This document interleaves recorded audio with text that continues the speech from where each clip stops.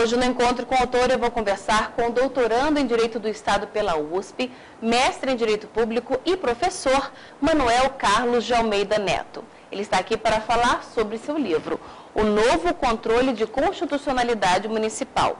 Olá, Manuel, bem-vindo ao Iluminuras. Obrigado pelo convite, Carol. Obrigada. Manuel, nessa obra você analisa o controle de constitucionalidade das leis municipais à luz do Supremo Tribunal Federal. Por que esse tema despertou seu interesse? Em 2003, eu fiz uma especialização em Direito Público, porque era procurador jurídico municipal, e escrevi sobre o controle judicial de constitucionalidade municipal. E continuei das minhas pesquisas como observador aí, privilegiado, porque sentia na pele esse problema. E quando fiz um mestrado na Universidade Federal da Bahia, eu falei sobre o controle de constitucionalidade municipal.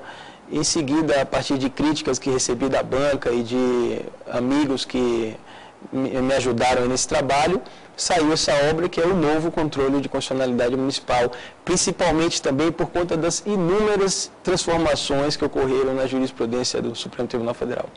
E quais são os principais problemas hoje do controle de constitucionalidade municipal? Isso é uma coisa muito preocupante, porque veja você que dado interessantíssimo que foi divulgado pela revista Consultor Jurídico, importante site, no Anuário da Justiça de São Paulo.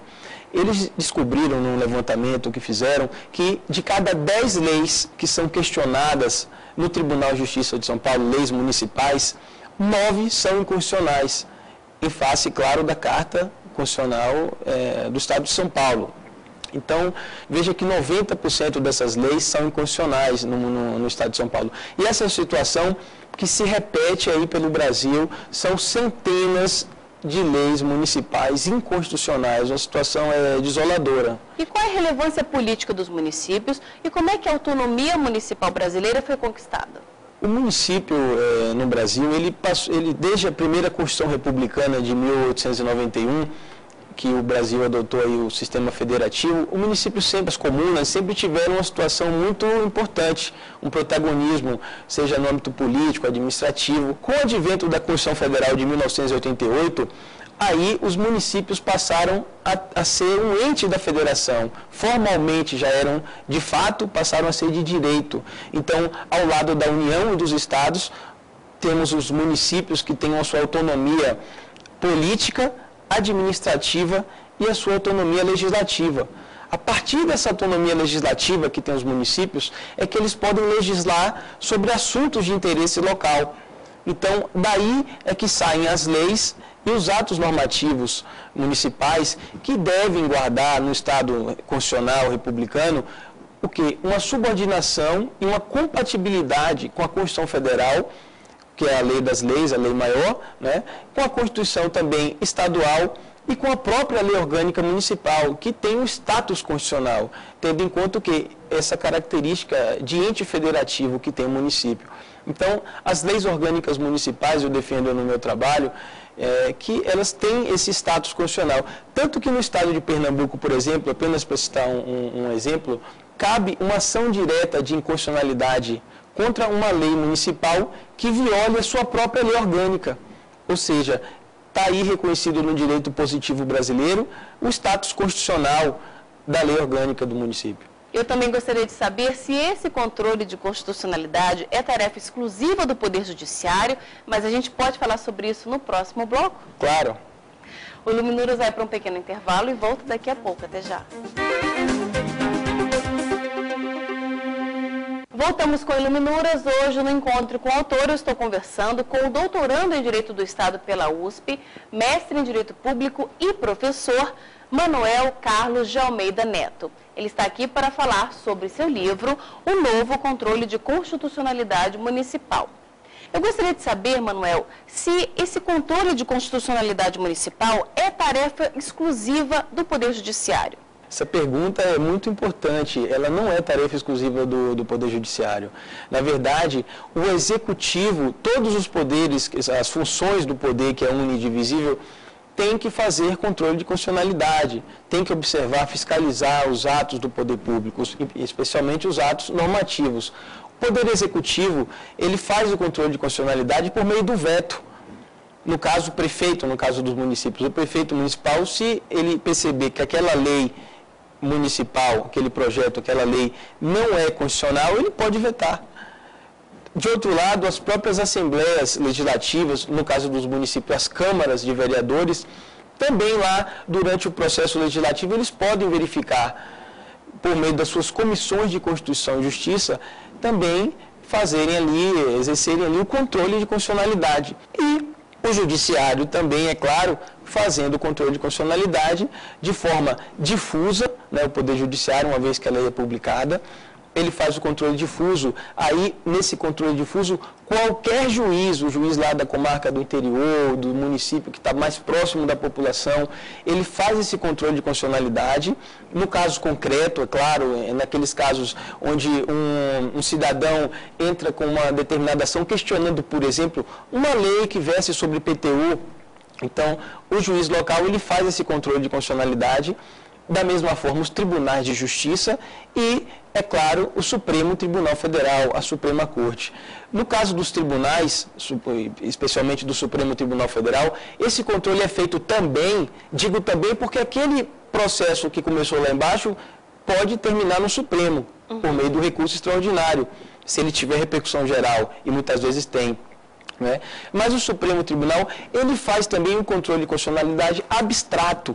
Ou seja, entra-se com uma ação contra a própria lei, não há um caso concreto que está se tratando. Por isso, nós falamos em controle abstrato de constitucionalidade, onde algum legitimado, seja o presidente da República, a mesa da Câmara, dos deputados do Senado Federal, entra com uma ação direta de inconstitucionalidade. No caso das leis municipais, não pode entrar com ação direta de inconstitucionalidade, porque a Constituição não permite que faça isso. Essa competência é dos Estados, a Constituição dá uma solução alternativa. Então, a Constituição diz, não pode entrar com ação direta de inconstitucionalidade, isso foi a interpretação jurisprudencial do Supremo. Não se pode entrar com uma ação direta de inconstitucionalidade contra uma lei municipal, diretamente no Supremo, tá? Mas a Constituição, no artigo 125, parágrafo 2º, ela dá uma solução alternativa. Essas leis municipais inconstitucionais, elas podem ser questionadas por meio de ação direta, diretamente no Tribunal de Justiça local. Então, quem vai entrar com essa ação? No meu trabalho, eu faço um estudo comparado de cada Constituição, de cada uma das 27 unidades da Federação, e que trata com algumas peculiaridades, como, por exemplo, o rol de legitimados para entrar com essa ação, que é o prefeito, que é o procurador de justiça, a mesa da Câmara dos Vereadores, a OAB local, uma entidade de classe de âmbito municipal. Então, essas peculiaridades é que fazem ser interessante o controle de constitucionalidade municipal. Agora, o controle abstrato de constitucionalidade, ele ganhou novos contornos, não é? Com o advento de uma nova lei. Que lei é essa e quais foram seus resultados mais significativos? Essa lei é a Lei 9882 de 1999, que passou a regular o procedimento da chamada ADPF, Arguição de Descumprimento de Preceito Fundamental. Essa lei, ela veio para suprir, a ADPF é uma ação do controle abstrato de constitucionalidade, ou seja, entra-se contra uma lei ou um ato normativo do poder público federal, estadual e municipal. Então, abriu um novo horizonte para o controle de constitucionalidade das leis municipais, porque essa lei permite que o Supremo Tribunal Federal, que tem a competência originária para processar e julgar a ADPF, essa lei permite que o Supremo Tribunal Federal possa apreciar, por exemplo, uma arguição de descumprimento de preceito fundamental, ou seja, pela via abstrata, sem ter ali um caso concreto, de uma lei municipal inconstitucional.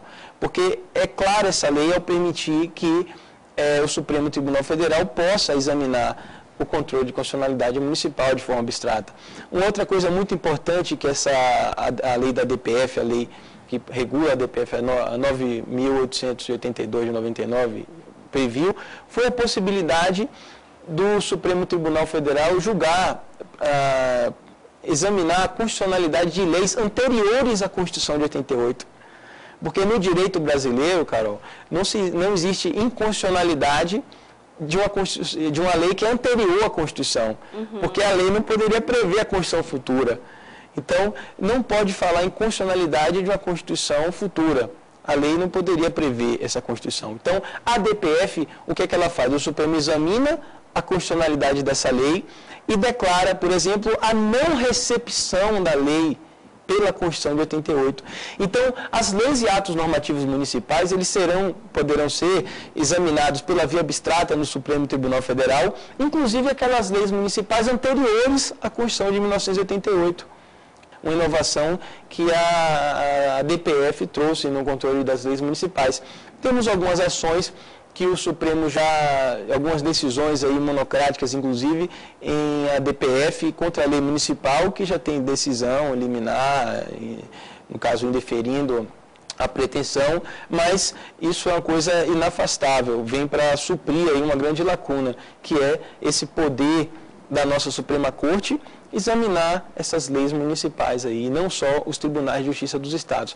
Uma coisa muito importante que eu queria dizer também é que dessa decisão do Tribunal de Justiça de um determinado estado, numa ação direta de inconstitucionalidade contra uma lei estadual ou municipal, cabe aí um recurso extraordinário ao Supremo.